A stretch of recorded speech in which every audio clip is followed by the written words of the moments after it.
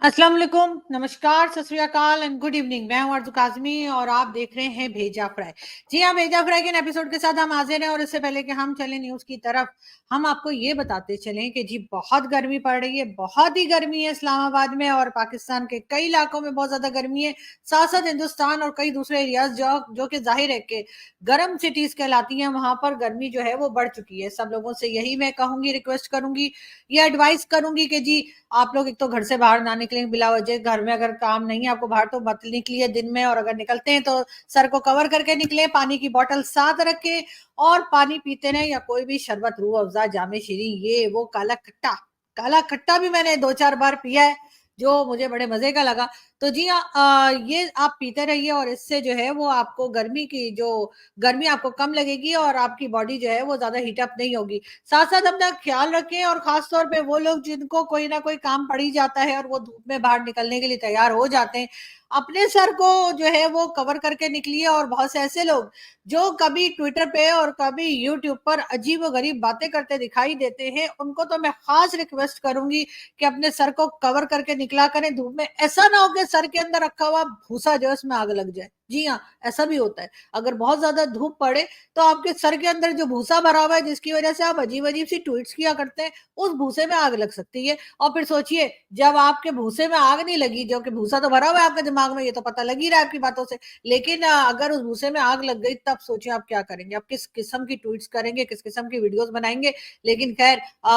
मैं जिन लोगों से कह रही हूँ, आई होप कि वो सर के ऊपर पानी डालेंगे, उनका सर थोड़ा ठंडा शांत रहेगा, तो फिर वो दूसरों के लिए भी बेहतर सोच सकेंगे। वैसे भी याद रखें, अगर आप दूसरे के लिए बुरा सोचते हैं तो आपके अपने साथ भी बुरा होता है। कर्मा का नाम अगर आपने नहीं सुना तो मैं बता देती हूँ, और उसको गूगल करके देख लीजिएगा तो पता लगेगा कि ऊपर वाला जो है वो नहीं भूलता, कर्मा भी नहीं भूलता। तो इसलिए आप जैसा करेंगे वैसा आपके साथ होगा, ऊपर वाला कर देगा। हो सकता है आप जिसके साथ बुरा कर रहे हो वो बहुत कमजोर इंसान हो, वो आपके लिए कुछ भी ना कर सकता हो, लेकिन ये जरूर है कि कर्मा के होते उस इंसान को परेशान होने की जरूरत नहीं, आपको छितर पड़ जाएंगे जब पड़ने होंगे। लेकिन बहरहाल, धूप में सब लोग ख्याल रखें अपना, बहुत एहतियात से बाहर घूमे फिरें और हंसते रहें, मुस्कुराते रहें। दूसरे के लिए अच्छा सोचें तो ऊपर वाला आपके लिए भी अच्छा करता है, लेकिन अगर आप दूसरे के लिए बुरा करते हैं तो आपके साथ उससे भी ज्यादा बुरा होता है। इस बात का यकीनन सबको यकीन होना चाहिए। बात करेंगे हम अमेरिका की, और बात करेंगे हम साथ ईरान और इंडिया की। सबसे पहले जी हाँ,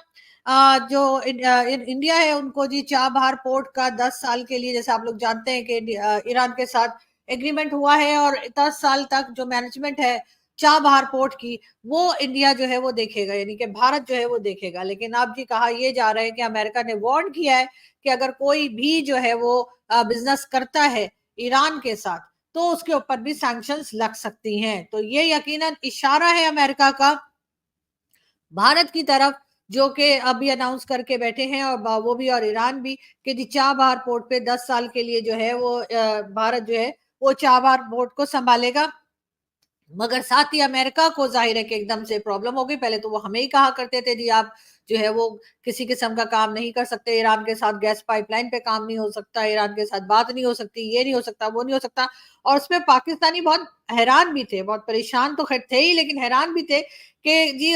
भारत को तो कुछ नहीं कहा जा रहा और हमें कहा जा रहा है कि जी हम गैस पाइपलाइन पे काम नहीं कर सकते, जबकि अगर हम गैस पाइपलाइन पे काम नहीं करते उस सूरत में पाकिस्तान को एक बहुत भारी किस्म का फाइन जो है वो देना पड़ सकता है। तो इस चीज को लेकर यकीनन पाकिस्तान जो है वो परेशान तो था ही, लेकिन बहुत सी चीजें हमारी समझ में भी आ रही थी कि जाहिर है पाकिस्तान चाहे वो आप उसको उसकी डेमोक्रेसी तो खैर हमारे यहाँ जैसी है वैसी सबको पता ही है कि किस तरह से डेमोक्रेटिक कंट्री चल रही है, लेकिन बहरहाल हमारी जो डिप्लोमेसी है या हमारी जो एम्बेसडर्स हैं या हमारे जो फॉरेन मिनिस्टर हैं वो कितने नाकाम दिखाई देते हैं इस फील्ड में। साथ साथ इकोनॉमी का जो हाल है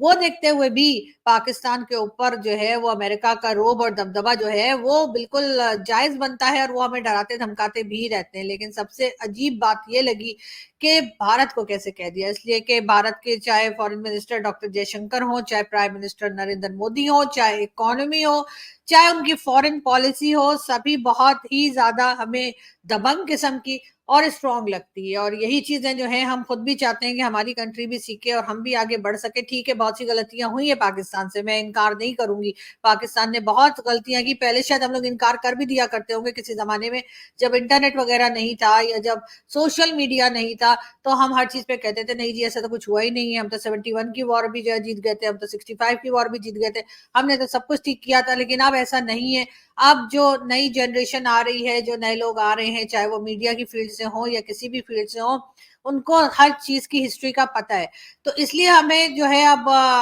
कवर करने की जरूरत नहीं होती। लेकिन बहरहाल बात सारी है कि भारत को किस तरह से अमेरिका दबा सकता है, भारत को किस तरह से इंस्ट्रक्शंस या डिक्टेशन दिया जा सकता है, इसके ऊपर यकीनन सब लोग सोच भी रहे होंगे, देख भी रहे होंगे, और किसी को यकीन भी नहीं आ रहा होगा कि भारत को भी अमेरिका इस तरह से वार्न कर सकता है। लेकिन भारत को वार्न किया गया है, और मतलब यूएस की तरफ से ये कहा गया है कि जी आपने अगर ईरान के साथ कोई काम किया, चाबार पोर्ट का उन्होंने फिलहाल नाम तो नहीं लिया, लेकिन ये जरूर कहा है कि अगर किसी भी कंट्री ने ईरान के साथ कोई किसी किस्म का बिजनेस करने की कोशिश की या स्टार्ट किया, तो उसके ऊपर जो है सैंक्शंस लग सकती हैं। अब इसके इस न्यूज पर हम यकीनन इंतजार करेंगे कि जो भारत के नामी गिरामी किस्म के और बहुत मशहूर किस्म के जो लोग हैं, जो यूट्यूब पर भी वीडियोस बनाते हैं, और उनकी वीडियोस आए या उनकी कोई स्टेटमेंट आए ट्विटर पे, या उनके किसी मिनिस्टर वगैरह की या किसी पॉलिटिशियन की या किसी यूट्यूबर की कहीं से कोई खबर आए कि आगे भारत इस चीज में किस तरह से मैनेज करेगा, किस तरह से अमेरिका को जवाब देगा, तो डेफिनेटली हम आपको भी हम अपडेट करना नहीं भूलेंगे। लेकिन ये इस बात का हमें यकीन है कि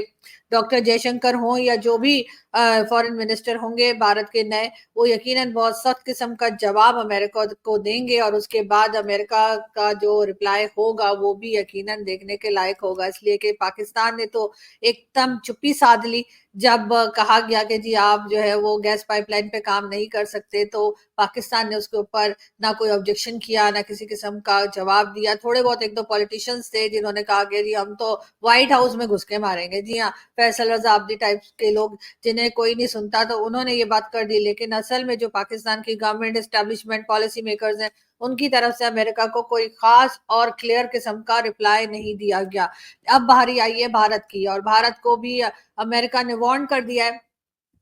कि अगर आपने ईरान के साथ किसी किस्म का कोई बिजनेस किया, तो उसके जवाब में आपको सैंक्शंस देखनी पड़ सकती हैं। अब इसके ऊपर यकीनन भारत को देखते हैं कि वो क्या जवाब देते हैं। इसलिए कि चाबहार पोर्ट जो है वो भारत के लिए बहुत इंपॉर्टेंट है, और उसके ऊपर ईरान अफगानिस्तान के साथ मिलकर भारत जो है ये चाबहार पोर्ट को डेवलप करने के लिए जा रहे थे, और अब 10 साल के लिए एग्रीमेंट की भी बातें की जा रही थी, और बल्कि न्यूज आ चुकी है अब ऑलमोस्ट के जो भारत है वो चाबहार पोर्ट को 10 साल तक मैनेज करेगा। लेकिन साथ ही उसके कुछ ही दिनों के बाद, यानी 2 से 3 दिन के बाद ही अमेरिका की ये एक स्टेटमेंट, जिसमें उन्होंने कहा कि ईरान के साथ कोई भी कंट्री अगर कोई बिजनेस करेगी तो उसे भी जो है वो सैंक्शंस देखनी पड़ सकती हैं। बहरहाल इस किस्म की चीजें चल रही हैं, और इस पे हम अपडेट आपको देते रहेंगे, क्योंकि जाहिर है हमारा न्यूज चैनल है, तो न्यूज चैनल पे तो हम आपको कोशिश करते हैं कि न्यूज जो है हम आपके पास पहुंचाते रहें। बाकी आपकी जो एडवाइसेस हैं, जो आप हमें कमेंट्स करते हैं, वो भी हम देखते हैं, और उस पर कोशिश होती है कि रिप्लाई भी हो जाए, और जो एडवाइसेस आप देते हैं उस पर भी कोशिश है कि हम रिप्लाई करते रहें, आपकी एडवाइसेस को फॉलो भी करते रहें, और बाकी कोशिश है इम्प्रूव करने की, और होपफुली इम्प्रूव भी करेंगे, मेहनत भी करेंगे। लेकिन बात है आगे बढ़ते हैं और अगली न्यूज की तरफ चलते हैं। जी हम आपको ये भी बताते चलें कि आप जैसे कि देख रहे हैं, इसमें बताया जा रहा है कि जी नॉन फाइलर्स जो है, यानी कि जो नॉन फाइलर्स है, जो टैक्स पे नहीं करते हैं, उनके लिए बैंकों से रकम निकलवाने पर भी टैक्स बढ़ाने की तजवीज है। यानी जो नॉन फाइलर्स हैं, जिन्होंने अपने आप को एक तरह से टैक्स के नेट में नहीं लाए, टैक्स नेट में नहीं लेकर आए हैं, वो लोग अगर बैंक से पैसे निकालेंगे तो उसके ऊपर जो है बैंक जो है ज्यादा चार्जेस ले सकता है। ये बात भी की जा रही है। बहरहाल तरह तरह से आम जो सिटीजन है उनके लिए प्रॉब्लम्स बढ़ाती चली जा रही है पाकिस्तान की ये गवर्नमेंट, यानी कि पीएमएल-एन, और ये शहबाज शरीफ साहब की गवर्नमेंट हर चीज पे जो है वो सर झुका कर हाँ में हाँ मिला रहे हैं। ना सिर्फ आईएमएफ के बल्कि भाई लोग के भी, और जिस तरह की इंस्ट्रक्शंस दी जा रही हैं वो देखकर यकीनन आम पब्लिक काफी परेशान होगी। दुबई प्रॉपर्टी लीक्स, जी हाँ, उसमें जी तकरीबन पाकिस्तान के बहुत से ऐसे पर्सनालिटीज हैं जो कि हमने आपको बताया था, चाहे वो पॉलिटिशियंस हो, चाहे वो फौजी हो, चाहे वो एयरफोर्स के हो, चाहे वो बिजनेस कम्युनिटी हो, सबके जी तकरीबन 11 से 12 बिलियन बताए जा रहे हैं, कहीं 11 और कहीं 12 बिलियन डॉलर्स लिखे हुए, लेकिन बहरहाल ये प्रॉपर्टीज इन लोगों की निकली है और उसके ऊपर इन्हें कोई शर्मिंदगी नहीं है। सबके सब ये कह रहे हैं कि हाँ जी ठीक है, हमने जो है वो तो हमने तो डिक्लेयर किया हुआ इस प्रॉपर्टी को, हमने प्रॉपर्टी ली है, लेकिन बात सारी ये है कि बात डिक्लेयर करने की नहीं है कि आपने जो है वो कहीं बता रखा है या आपने इलेक्शन कमीशन को बता रखा है या किसी को आपने इन्फॉर्म किया है। बात सारी ये कि ये पैसा आपके पास आया कहाँ से जिससे आपने दुबई में प्रॉपर्टी खरीदी है, ये बात पूछी जा रही है बार बार पब्लिक की तरफ से और कई ऐसे लोगों की तरफ से जो पूरी ईमानदारी के साथ पाकिस्तान के साथ हैं। या ऐसे आप मतलब कह दिया कि हाँ जी ये प्रॉपर्टी मेरी है, हाँ जी ये प्रॉपर्टी जो है इसको तो हमने डिक्लेयर कर रखा है, जी हाँ कोविड के जमाने में प्रॉपर्टी के दाम गिर गए थे तो इसलिए हमने खरीद ली, वो तो सब ठीक है, लेकिन ये पैसा आया कहाँ से ये तो बता दीजिए, कि वरना तो लोगों की हालत खराब हो जाती है। दुबई में प्रॉपर्टी लेना कोई मजाक नहीं है। यानी भारत जिसकी इकोनॉमी जो है वो $4 ट्रिलियन बताई जा रही है और वो दुनिया का थर्ड नंबर पे जाने वाला है इकोनॉमी के लिहाज से कंट्री जो है, और उनके के लोगों ने सिर्फ $17 बिलियन की प्रॉपर्टीज बनाई है, और पाकिस्तान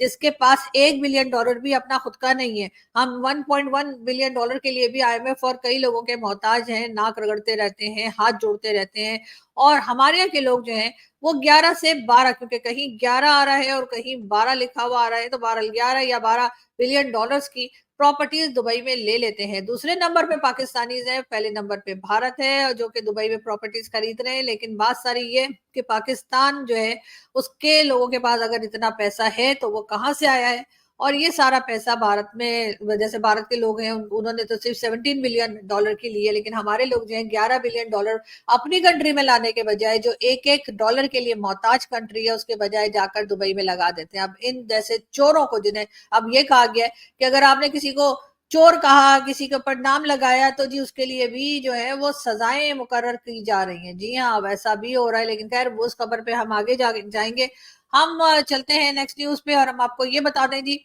ये आपको नजर आ रहे हैं अली अमीन गंडासपुर और उनके साथ हैं जी फैसल करीम कुंडी, खैबर पख्तूनख्वा के चीफ मिनिस्टर। जी हाँ, खैबर पख्तूनख्वा के जो चीफ मिनिस्टर हैं यानी कि अली अमीन गंडासपुर, उन्होंने जी केपीके के गवर्नर जो है उनको जी केपी हाउस में आने पे पाबंदी लगा दी है। जी हाँ, ये दोनों एक ही सूबे से हैं, ये दोनों एक ही प्रोविंस के एक चीफ मिनिस्टर हैं और एक जी गवर्नर है, और ये दोनों जो है आपस में कुत्ते बिल्लियों की तरह लड़ रहे हैं। जी हाँ, यही कहना चाहिए, हमारे यहाँ तो यही कहते हैं कि जी कुत्ते बिल्लियों जैसे लड़ रहे हैं, कड़कड़ कड़कड़। और जो चीफ मिनिस्टर साहब हैं उनका कहना यह है कि गवर्नर साहब जो हैं वो गवर्नर हाउस से भी उनका सामान उन्होंने निकलवा दिया है, और उनका कहना यह है कि वो चीफ मिनिस्टर हाउस में भी नहीं आ सकते। एक तरह से पीटीआई और पीपल्स पार्टी जो है उसका खड़ाक जो है वो सारी दुनिया देख रही है, और सारी दुनिया यकीनन हंस भी रही होगी, लेकिन शर्म हमको मगर नहीं आती।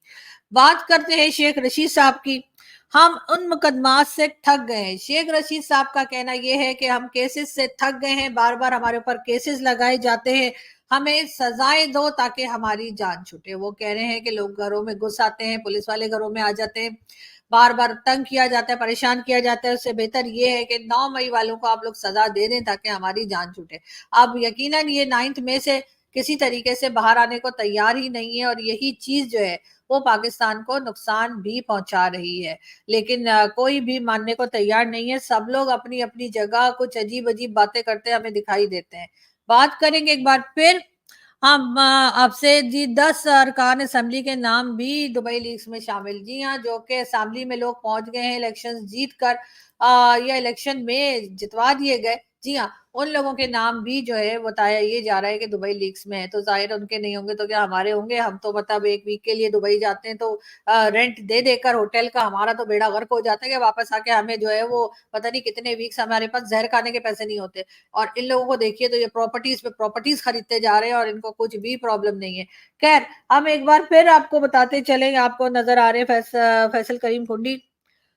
खैबर पख्तूनख्वा के गवर्नर जो है फैसल करीम कुंडी जी, इनके ऊपर चीफ मिनिस्टर हाउस में दाखिले पर पाबंदी लगा दी है। जी हाँ, ये वही वो बॉटल वाले जो हैं वहाँ के चीफ मिनिस्टर केपीके के, उन्होंने जी कहा है, मैंने आपको उनकी पिक्चर भी दिखाई थी, ये देखिए जी, गंडासपुर साहब, जी हाँ, ये जो जिनकी बड़ी बड़ी मूछें लंबे लंबे बाल है, जी हाँ, इन्होंने जी पाबंदी लगा दी है केपीके के गवर्नर के ऊपर के वो चीफ मिनिस्टर हाउस में नहीं आ सकते। एक तो पता नहीं क्या नौटंकी पाकिस्तान में चलती रहती है जो कि खत्म होने का नाम ही नहीं ले रही। हम हर कुछ दिन के बाद देखते हैं कि कोई ना कोई हंगामा है, कोई ना कोई सिलसिला चल रहा है, और गवर्नमेंट जो है वो बस अभी गई कि तभी गई, यही वाली बातें चल रही हैं। और गवर्नमेंट का यही ये कहना है कि नहीं जी हम टाइम पूरा करेंगे, लेकिन हरकतों से नहीं लगता कि टाइम पूरा होगा। आज भी जो है वो बिलावल भुट्टो जरदारी जो है वो असेंबली में तकरीर कर रहे थे और उनका कहना यही था कि जी गुंडागर्दी के पीके में मचा रखी है पीटीआई ने। और ये जो पीटीआई के लीडर है इमरान खान साहब, वो जेल से बैठ के सारी इंस्ट्रक्शंस दे रहे हैं। इस तरह के कई इल्जाम जो है